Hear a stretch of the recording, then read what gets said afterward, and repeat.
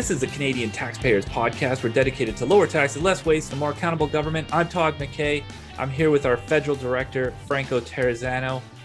We're going to talk about an international push for a minimum business tax. It's hard to imagine politicians around the world agreeing on anything, but I guess higher taxes, that's going to unify things. Oh, man. And here in Canada, in Quebec, you would think that most employers were just trying to hold on to employees. It's hard to imagine why employers would be paying big time overtime. But apparently, the Quebec government, it was firing out some big overtime bills. But first, let's check in. Franco, how you doing, man? Man, I'm usually a pretty high energy guy. I think that's fair, but I'm feeling kind of sluggish today because I just found the best fried chicken place I've ever had. And, I know that we're like the Canadian Taxpayers podcast, but if anyone from Wow Chicken is listening right now and wants to, I don't know, maybe throw a sponsorship our way, man, it's going to be hard for us to say no. So you're like sluggish, but happy. That's that's how you feel. Oh, it's so funny. Happy. I made one of my few good health decisions this weekend. So it's Father's Day and the kids, and they're like, you can order whatever you want for lunch. Let's order from wherever. And then of course they started shouting that they wanted KFC. They wanted a bucket of Dirty Bird. Ooh. And it's just over here. I can actually smell it on the breeze sometimes, and it just about knocks me over. It's so good, but I'm in my 40s now, man. I can't survive this thing. So I actually turned down the Dirty Bird. Kind of regret it, kind of stand by it. It's one of those things. But okay, let's get down to work. Governor General Justin Trudeau, he needs a new Governor General. He needs one pretty quick. Apparently, he's looking at short lists here any day. He needs one because it's like the worst kept secret in Ottawa right now that there's going to be an election coming pretty soon. Who knows? Maybe things will change, but it really sounds like there's one. And if you want to hit the button on a election campaign, need a Governor General. So the Prime Minister wants a Governor General pretty quick. But before he signs up a new Governor General, they really need to figure out some stuff. That whole position is an absolute mess. Here's a key example. The pension for a Governor General is $150,000 a year. And it doesn't matter how long you actually held the job. So you look at Julie Payette. She only did the job for 3 years, did a terrible job, probably one of the only governors general ever to basically get fired. I mean, theoretically, she resigned. But if it would have been 15 minutes later that she would have got canned if she didn't jump. And she can walk out to $150,000 a year pension. And here's the key part. She doesn't have to wait till she's 65. Walk out the door. Next day, the checks start coming, $150,000 a year. We added it up. The bill for all of the pensions for all of the former governors general right now, there's 5 of them, about $18 million. That's crazy. The best time to fix that is before you've got a new governor general. Prime Minister Trudeau needs to get on that right now. Yeah, that's a huge bill, right? $18 million for these 5 former governor generals. That's assuming that they're going to keep collecting that sweet, sweet pension until they're 90 years old. But that's not the end of the gravy train for these governor generals, right? These former governor generals, they can expense us taxpayers for more than $200,000 per year. That is huge. And it gets worse because they can keep expensing us until 6 months after their death. That is ridiculous. I've never heard of any type of perks policy for anyone outside of government. I know that if I had to resign from the Canadian Taxpayers Federation, there is no way that Todd would be signing off on that expense check. And you know what? Not to mention, even over and above these crazy perks, a governor general's salary while they're in office is about $300,000 per year. So, we do need to kick these governor generals off the gravy train. And the best time to do that is before Trudeau picks a new one. All right, let's jump ship just a little bit because there's something else that's really caught my eye over the last few weeks here, and that is the Kenney government in Alberta getting the ball rolling on the equalization referendum. The government introduced the referendum question within the legislature, so I think it's safe to say that the fight begins. And speaking of the fight, the Canadian Taxpayers Federation, we launched a equalization referendum campaign. You can check that out at fightequalization.ca. And the reason that we knew we had to get into this fight is because, the whole equalization status quo has been really unfair for Alberta taxpayers. So if you look at all the federal spending and taxing since the 1960s, Alberta taxpayers have paid about $600 billion more to the feds than what we have received back. And of course, equalization is a big part of that story, right? Equalization is costing Alberta taxpayers about $3 billion a year, or about $600 per Albertan. Yeah, and it's interesting. It's easy to understand why the folks who get hit with the equalization bill don't like it. Obviously, it costs Alberta an awful lot of money. But here in Saskatchewan, we've kind of been on both sides of this. We're paying equalization right now. It takes an awful lot of money out of the province. We don't really see any clear benefit for it, frankly, anywhere. So that's bad. But my beard is now getting gray enough. I remember when Saskatchewan used to get equalization money, and I would say honestly it was worse. It made it so that politicians made bad decisions based on getting more equalization money instead of good decisions on, hey, how do we grow our economy, create some jobs, get people to move back to Saskatchewan. They didn't really worry about too much of that because they could keep cashing the check from Ottawa. It's kind of like if people were paying their credit cards for the kids even when they're adults. You're not going to promote good decisions that way. That's kind of what we've seen happening here. So we definitely need to get on top of that. But okay, in a minute here, we're going to move on to, Franco, you've kind of been lighting your hair on fire about these global tax agreements. But before we do that, you know how big time podcasts actually have like promos? Well, we're in the big leagues now, baby. So we got a quick promo for you. If you go over to taxpayer.com, we've got a shop on there. We've got shirts, we've got hats, we've got all kinds of stuff, most of them with snide, witty comments making fun of politicians or high taxes or whatever. I'm actually wearing one right now. If you're watching the video podcast, shows a politician dumping money in a fire. My kids saw it. They thought it was hilarious. Of course, they're not that worried about taxes yet. Eventually, I'm not sure they'll think that's funny, but if you want shirts like this, more shirts, good shirts, funny shirts, making fun of politicians, go over to taxpayer.com, click on the shop link, pick a shirt, pick a hat, pick whatever, and then use the promo code podcast and you'll save 15%. So there you go. Podcast is the promo, 15% is the deal. Go over to taxpayer.com and get some cool stuff. Okay. So we've got to get deep into this thing. And, I got to say, when you first started telling me about this global tax cartel, it kind of felt like one of those emails from my uncle. No offense, uncle, but some of this stuff gets a little bit crazy sometimes, a global tax cartel. But listen, this is actually a real thing, and it's too real. And it has major implications for our tax bills, but also for accountability. So, Franco, what's going on here and why does it matter? Well, Todd, why do you think Trudeau hasn't raised your taxes even higher? Well, it's not because he likes you. I hate to break it to you that way, but it's because him and other politicians, they're afraid if they hike taxes too high that you're going to leave, right? They're afraid if you hike taxes on Canadians too high, talent will leave, investment will leave, and all that stuff. That's called tax competition, and it is a beautiful thing. But what we're seeing now is a bunch of very powerful politicians around the world who are backing and pushing for a global minimum business tax, essentially so that they can get out of competing on taxes. Yeah, and we need to be clear, really clear about two things. First of all, this isn't about tax evasion. This isn't about somebody, filling a couple of suitcases full of cash and going to the Cayman Islands. If you're breaking the law, if you're evading taxes, you're in big trouble. This isn't about that. Also, we need to be really clear that this is the definition of a cartel. So a cartel is whenever you've got people who should be competing, who go into that smoky back room, say, hey, why are we beating each other up here? Let's work together, jack the prices, screw over consumers. It'll be great. That's what a cartel is. Now think about that, though.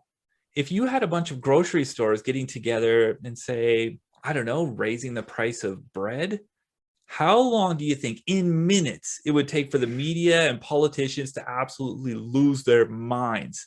They would, of course. You can't do that. When it comes to bread, you don't even have to imagine this. This actually happened a few years ago. A bunch of grocery stores did exactly that, and they got smoked with huge fines. But listen, in this case, we have politicians, they're not even hiding it. They're doing press conferences about this, talking about how they're going to stop the so-called race to the bottom by imposing a tax cartel, all agreeing to raise taxes together. Listen, I get why this is good for politicians. It takes them off the hook for making tough decisions. But here's what it does for the rest of us. It means that all of these politicians are just working harder together. They don't have to handle tough questions, and they can raise our taxes. That's really what we're looking at here. Yeah, and let me just take a quick step back here and just provide a little bit of more of an explanation. So all of this stuff came to light really right before and during the G7 meeting that was taking place between these finance ministers in countries like Canada, France, Germany, Italy, Japan, the UK, and the US. So really, these are some very powerful politicians, very powerful finance ministers who agreed to push for a minimum business tax rate of 15% around the world. For a little bit more context, here in Canada, the general business tax rate is about from the low 20s to 30%, depending on what province you're in. But there are many Canadian companies that pay less tax than 15% due to these different types of exemptions. Now, the real people who are pushing this thing forward, leading the initiative, so to speak, is the US Biden administration. And I found a very good quote from the Wall Street Journal explaining the Biden administration's motivations behind all of this. And here's what the Wall Street Journal said. Democrats want a high global minimum tax that would end national tax competition and reduce the harm from the huge tax increases on US business. So there you have it, folks. I mean, really the damaging thing about this for Canadian taxpayers and for our economy is that this type of global tax cartel really reduces tax competition among politicians. Yeah, and that tax competition is real, and governments have to react to it. We saw it here in Saskatchewan, the city of Lloydminster. It's right on the border between Saskatchewan and Alberta.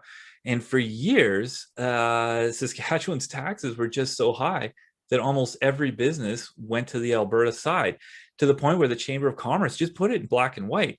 Here's what they said, quote, all of the shopping malls, most chain outlets, hotels, grocery stores, restaurants, other shops and businesses are mostly located on the Alberta side of the city, which has no provincial sales tax at all.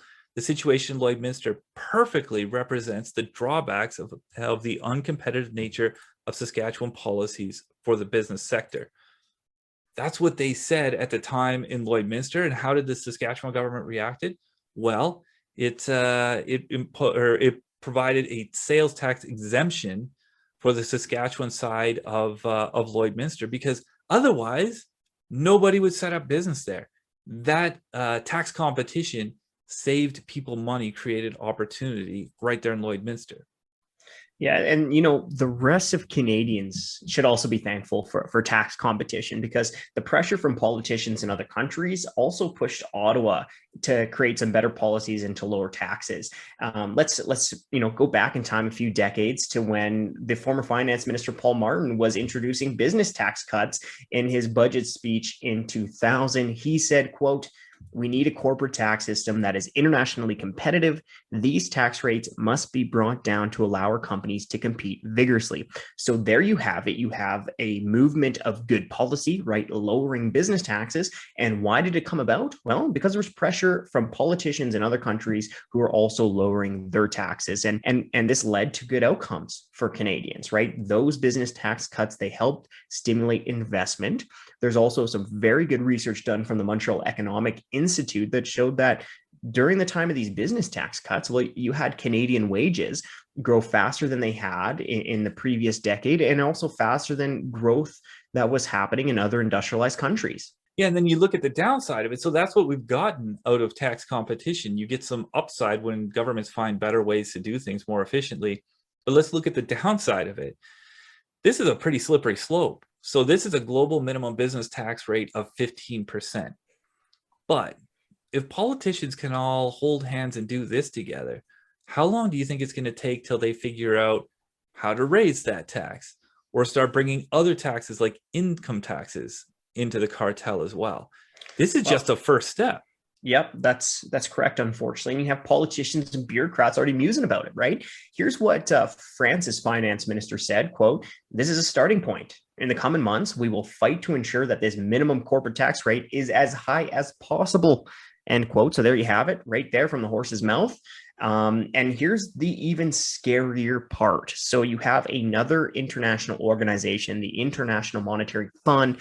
Their bureaucrats just proposed a global minimum carbon tax. Yeah, a global minimum carbon tax. That sounds like a real problem.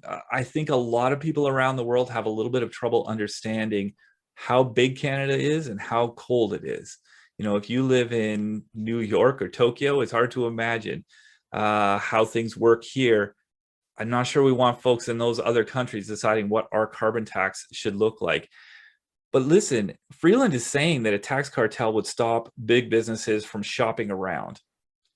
I'm not sure she completely understands how big businesses would react to this. I'm pretty sure they're not just like, oh, okay, well, you got us. That's it. We'll pay these big bills. Of course not. They're paying big time lobbyists to fix problems exactly like this. You can bet those big Fortune 500 companies, they're looking for special privileges and carve outs.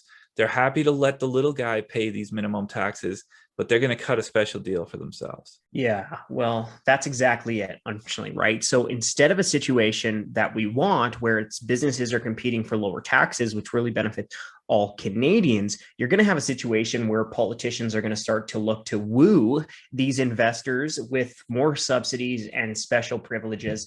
And to no surprise, we're already seeing countries like Estonia, Poland, and Hungary who have already said that they're not going to support this minimum business tax unless they get special carve outs.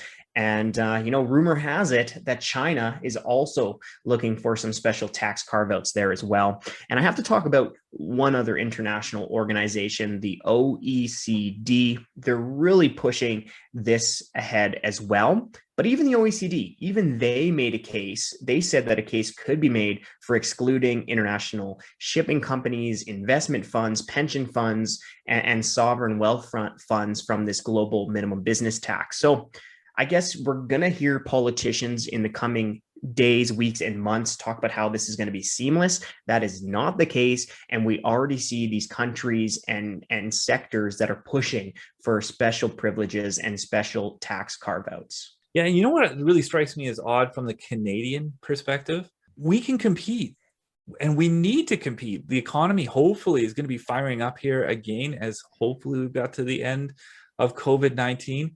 If some of the countries we compete with, like the US, want to raise taxes, slow down their economy, hey, this is an opportunity for us. We should let them fill their boots and we absolutely go out there, cut taxes, go faster, go further, and outcompete everybody. But instead, we're talking about joining a global tax cartel. Kind of feels like we're going exactly the wrong direction. We've talked a lot about tax competition and rightfully so, which is so important for our economy and for taxpayers. But even setting aside the tax competition argument for a second, I mean, business taxes really do cause a lot of economic pain. And for starters, the reason is that businesses don't pay taxes.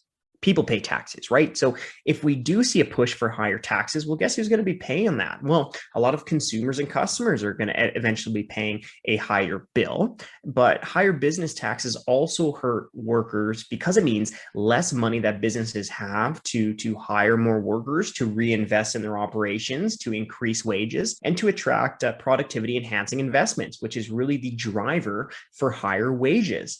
And it's not just this theory. We have seen University of Calgary economists, for example, they looked at the previous Alberta government's, the New Democrats' recent business tax hike a few years back, and they found that this business tax hike hurt families, it hurt households, and it stung the two-income household for about $830 per year in lost earnings. We've covered a lot here on the economic front. But I think there's another area that we really need to touch on, and that's government accountability. You didn't vote for Biden, neither did I. We didn't have a vote. in this. We don't get a say in UK elections, British elections, French elections. We don't vote in those places. The only people who should be raising taxes on you and me and everybody else in Canada are the people that we elect, so that we can boot them if we don't like what they're doing with our taxes and raising them too much. Politicians in other countries, listen, if they have an opinion about what our tax code looks like, happy to listen. But after that, hit the road, especially if you want higher taxes. They're not accountable to us. They shouldn't be pushing taxes up. Yeah, the Conservative Party of Canada has actually done a pretty good job raising this issue. Here's what their leader, Aaron O'Toole, said in a statement, quote, Canadians and Canadians alone determine our nation's domestic tax policy and rates, end quote. And it's not just O'Toole. Among politicians around the world who have raised this issue, you have the government of Czech Republic. They're not accepting this global minimum business tax. And here's what an official in Prague told Bloomberg News, quote, we still consider setting the level of taxation as a substantial element of national sovereignty and a fair tax competition, end quote. And we also see some Irish politicians who are pushing back against this global tax cartel. And Todd, I've been speaking with some other taxpayer groups across the world, and I spoke with one person from Ireland, and he was telling me that, well, it might not be just as easy as politicians think to put in this global minimum tax. They may have to go to the people in Ireland before they can do that. Yeah, a referendum on letting other countries set your tax rates, that's going to be an interesting campaign if it ever comes to something like that. And really, it should, because we're the ones who pay for these kind of things. Okay, listen, Franco, thank you so much for bringing this up, chatting this through with us. Obviously, this is far from over. When you see a big international push like this, there are so many moving parts, so much stuff that has to happen. We've got time, we've got an opportunity to fight this stuff, but we can't wait. We got to get on it. So good on you, Franco, to jump on it. But now we always like to talk about some specific waste issues. It's been blowing my mind in Quebec. They've had very strict lockdowns to the point they've had a curfew there for months and months and months. I don't think a lot of people are going out and doing fun things, definitely not going to the casino. And yet the government-owned casinos were racking up overtime. I don't understand how that works. Renaud Broussard is going to try to explain it to me. Okay, so we've got some waste to talk about, and not to stereotype, but Renaud Broussard, a Quebec director, I feel like every so often in this segment, you make an appearance. What do you got cooking now? I know it's like there's something about my province and waste, right? Well, you remember how everything was closed for most of last year? Well, casinos in Quebec happened to be closed, but that did not stop Loto-Quebec, the provincial crown corporation charge of casinos, from incurring about $2 million in overtime cost for its employees, despite the fact that casinos were closed for somewhere between 9 and 10 months in last year. So this is baffling to me, because all year, every time I talk to you, you're whining and complaining about how you had a curfew. I mean, you couldn't go to 7-Eleven at night in Quebec, let alone to the casino and play roulette or something. How do you rack up a bunch of overtime when the place isn't even open? How does this compare? Let's do the numbers first. So how does it compare the overtime numbers this year versus previous year? So this year it was about 2 million. We're talking about like 1.97 million or something, like close enough to 2 million. The year before it was about 6. So this is about a third the amount from last year. But here's the thing, when I say casinos were closed, so the financial year for the casino corporation is between the 1st of April, so already in the first lockdown, all the way to March, where, as you mentioned, we had a curfew and a very long-lasting lockdown. And even in the summer, when things had started to reopen, well, Casino Crown Corp kind of decided to wait a little bit before it would reopen things, right?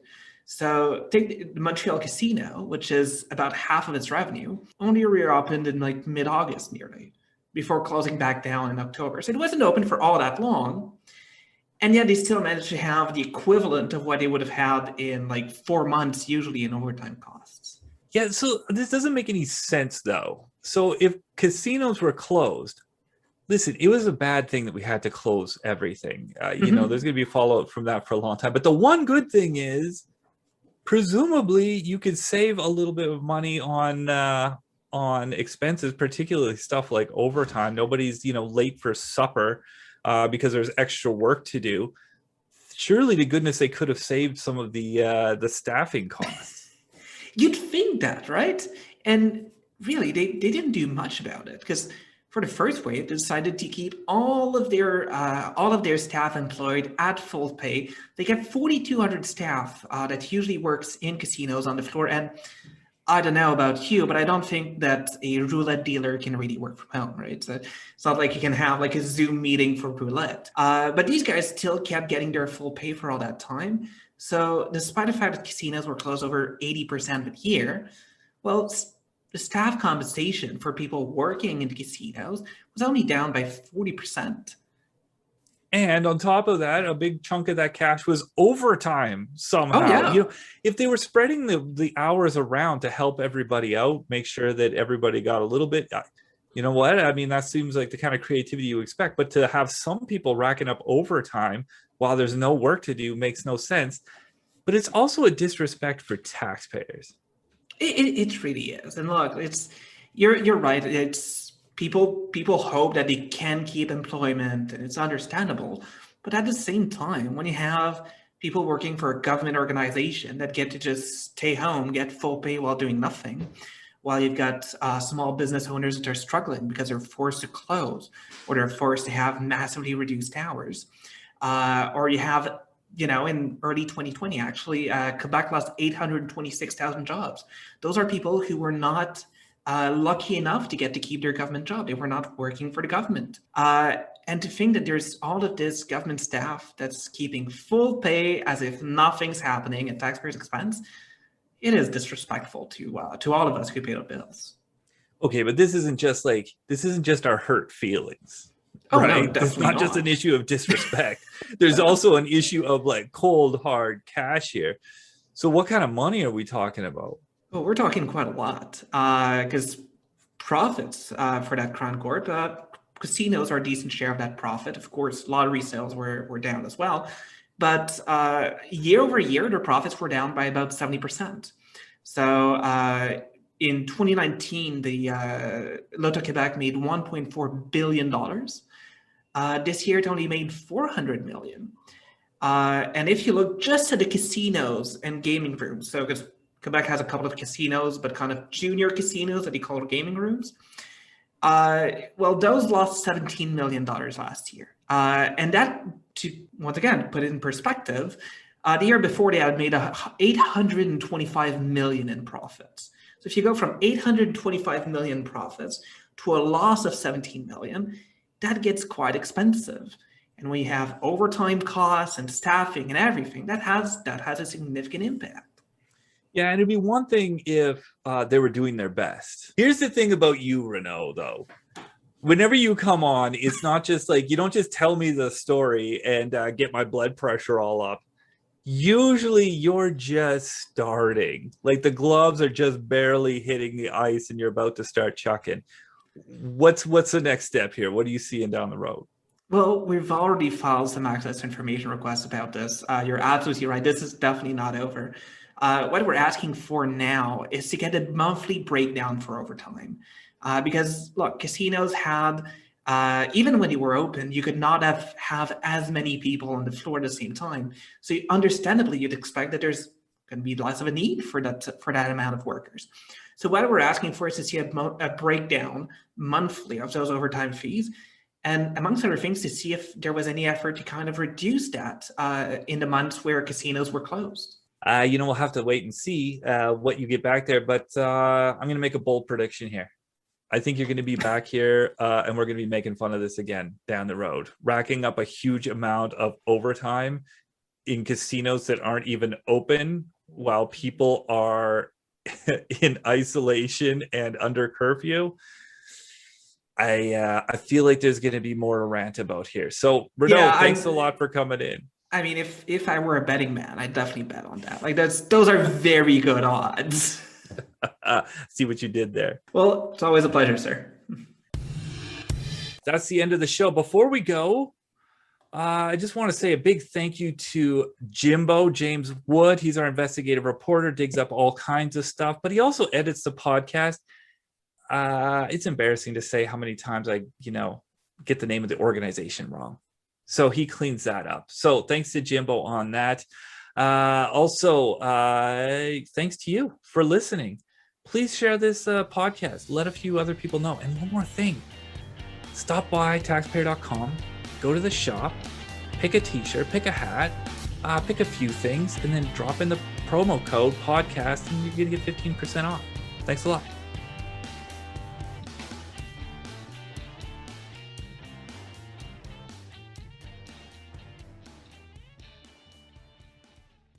Hi, I'm Scott Hennig, President of the Canadian Taxpayers Federation.